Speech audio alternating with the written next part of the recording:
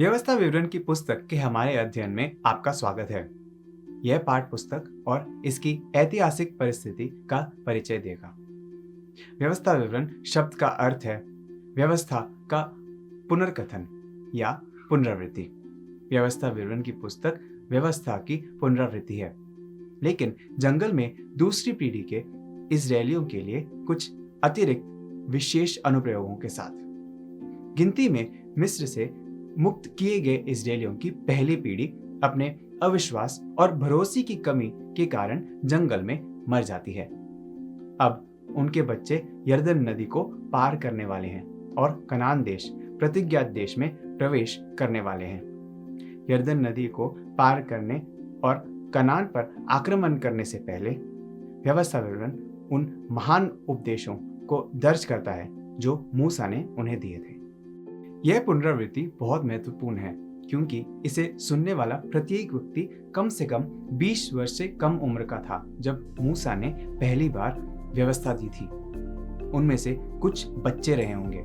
मूसा पृथ्वी पर अपने अंतिम कार्य के रूप में यह सुनिश्चित करना चाहता है कि वह वादा किए देश में प्रवेश करने से पहले परमेश्वर के लोग होने की वाचा की आवश्यकताओं को समझें। उत्पत्ति में परमेश्वर हमारे उद्धार के स्रोत के रूप में पाप की समस्या के समाधान के लिए कार्य करना आरंभ करते हैं। निर्गमन में मिस्र से इजराइल का छुटकारा पाप से मानवता की स्वतंत्रता का प्रतीक है। लय व्यवस्था हमें हमारे उद्धार का उद्देश्य दिखाता है, परमेश्वर को जानना और उसकी आराधना करना। गिनती में हम पाते हैं कि इजराइल के अविश्वास की तुलना आज के कई लोगों से की जा सकती है जो पाप से छुटकारे का अनुभव करते हैं फिर भी अविश्वास के कारण चूक जाते हैं। अंत में व्यवस्था विवरण उपदेशों का एक संग्रह है जो इजरायलियों को उनके उद्धार के उद्देश्य को महसूस करने, अनुभव करने और पूरा करने के लिए चुनौती देता है, और यह हमें भी ऐसा करने की चुनौती देता है। व्यवस्था विवरण उन लोगों के लिए है जो अपने आत्मिक मिस्र से छुड़ाए गए हैं और उन आत्मिक आशीषों को प्राप्त करना चाहते हैं जो परमेश्वर ने उनके लिए रखी हैं। व्यवस्था विवरण हमें यह भी सिखाता है कि पवित्र शास्त्र या परमेश्वर का वचन परमेश्वर के लोगों के लिए एक वास्तविकता बन जाना चाहिए। यह केवल एक पन्ने पर शब्द नहीं है। परमेश्वर इस्राएलियों से यह सुनिश्चित करने का आग्रह करते हैं कि वे उनके वचन को अपने बच्चों तक पहुंचाएं। परमेश्वर चाहते हैं कि लोग उनसे पूरी तरह प्रेम करें और परमेश्वर से प्रेम करने और उनके वचनों का पालन करने के इन मूल्यों को अपने बच्चों और आने वाली पीढ़ियों को बताएं। व्यवस्था विवरण 6 में मूसा का महान उपदेश इस पुस्तक की अन्य सभी बातों के लिए मूलभूत है क्योंकि यह यहूदा जीवन के सबसे आवश्यक तत्वों को प्रस्तुत करती है। व्यवस्था विवरण 6, 4 और 5 को यहूदी धर्म में आवश्यक स्वीकारोक्ति के रूप में जाना जाता है। यह उनके विश्व दृष्टि का आधार है इज़राइल, सुन, यहोवा हमारा परमेश्वर है, यहोवा एक ही है। तू अपने परमेश्वर यहोवा से अपने सारे मन और सारे जीव और सारी शक्ति के साथ प्रेम रखना। इस अंगीकार को निरंतर जीने की आवश्यकता है। इसलिए मूसा 6 से 9 में यह कहते हुए आगे बढ़ता है, और ये आज्ञाएं जो मैं आज तुझको सुनाता हूँ वे तेरे मन में बनी रहें और तू इन्हें अपने बाल बच्चों को समझाकर सिखाया करना, और घर में बैठकर मार्ग पर चलते, लेटते, उठते इनकी चर्चा किया करना, और इन्हें अपने हाथ पर चिन्ह के रूप में बांधना, और यह तेरी आंखों के बीच टीके का काम दे, और इन्हें अपने अपने घर के चौखट की बाजुओं और अपने फाटकों पर लिखना।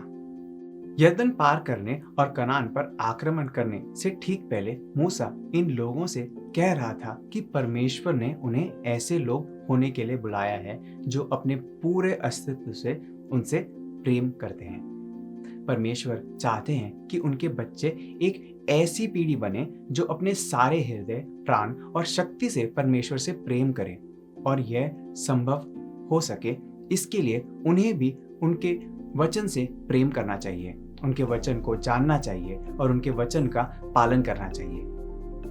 मूसा उनसे कह रहा है कि वह अपने बच्चों का ऐसे लोगों के रूप में पालन पोषण करें जो परमेश्वर से प्रेम करते हैं और उसकी आज्ञा मानते हैं। माता पिता अपने बच्चों को वयस्क बनाने के लिए कैसे पाल सकते हैं जो प्रेम और परमेश्वर के प्रति आज्ञाकारिता के अपने आध्यात्मिक मूल्यों को साझा करेंगे? इस प्रश्न का उत्तर देने के लिए मूसा एक शैक्षिक प्रक्रिया का वर्णन करता है जो 4 नींवों पर टिकी हुई है। पहली नींव पवित्र शास्त्र का रहस्योद्घाटन है।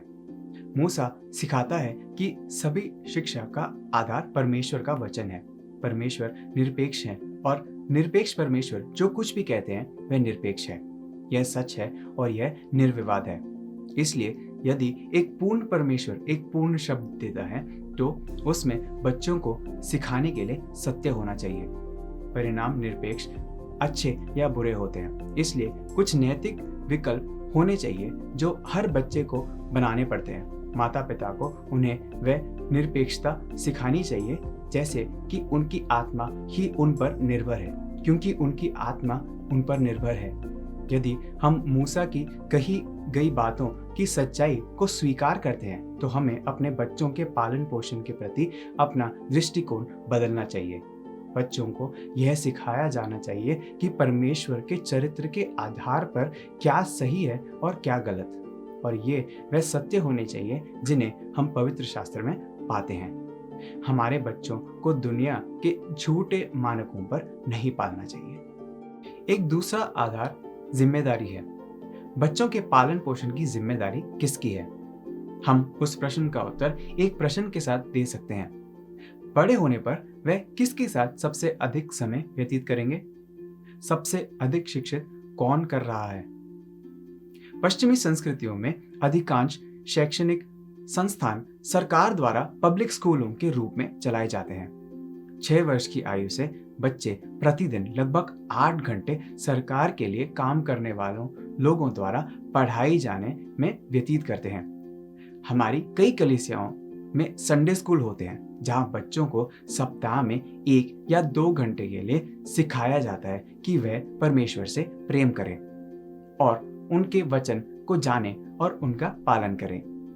एक दिन में 8 घंटे की तुलना में सप्ताह में 1 घंटा क्या है? स्कूल प्रणाली अपने आप में बुरी नहीं है, लेकिन अगर हम इन संरचनाओं को पूर्ण शैक्षिक नियंत्रण सौंप देते हैं तो यह हमारे बच्चों के लिए हानिकारक हो सकता है। यह पूछना हमेशा मददगार होता है, मैं अपने बच्चों के साथ कितना समय बिताता हूँ? मैं उस समय के साथ क्या करूँ? क्या मैंने अपने बच्चों की शिक्षा की जिम्मेदारी ली या मैंने वह काम किसी और को दे दिया है? व्यवस्था विवरण 6 और 7 में मूसा आज्ञा देता है, और ये आज्ञाएं जो मैं आज तुझको सुनाता हूँ वह तेरे मन में बनी रहें और तू उन्हें अपने बाल बच्चों को समझाकर सिखाया करना। यहूदा के राजा हिजकिय्याह ने यशाया 38:19 में लिखा है, पिता तेरी सच्चाई का समाचार पुत्रों को देता है। यह मार्ग विशेष रूप से माता पिता को इस शिक्षण को करने के लिए आदेश देता है। इसमें माता और पिता दोनों शामिल हैं। बेटों को यह सोचकर बड़ा नहीं होना चाहिए कि धार्मिक होना उनके जीवन में केवल महिलाओं के लिए है। एक अच्छा अगुआ कभी जिम्मेदारी नहीं सौंपता, बल्कि केवल अधिकार सौंपता है। वह कार्य सौंपता या देता है, लेकिन अंततः उस कार्य को पूरा करने के लिए जिम्मेदार होता या होती है। इसी तरह माता पिता अपने बच्चों की शिक्षा में मदद करने के लिए कलीसिया और स्कूल को अधिकार सौंप सकते हैं। हालांकि वह कभी भी किसी को जिम्मेदारी हस्तांतरित नहीं कर सकते। मूसा के अनुसार परमेश्वर ने माता पिता को वह उत्तरदायित्व दिया है और माता पिता ने इसके साथ जो किया है उसके लिए वह परमेश्वर को उत्तर देंगे। इस शैक्षिक प्रक्रिया की तीसरी नींव रिश्ते में टिकी हुई है। व्यवस्था विवरण 6:7 तू इन्हें अपने बाल बच्चों को समझाकर सिखाया करना और घर में बैठे मार्ग पर चलते लेटते उठते इनकी चर्चा किया करना। कई संस्कृतियों में घर से बाहर काम करने वाले माता पिता इस पर प्रतिक्रिया दे सकते हैं और कह सकते हैं, हमारी संस्कृति में ये यथार्थवादी नहीं है।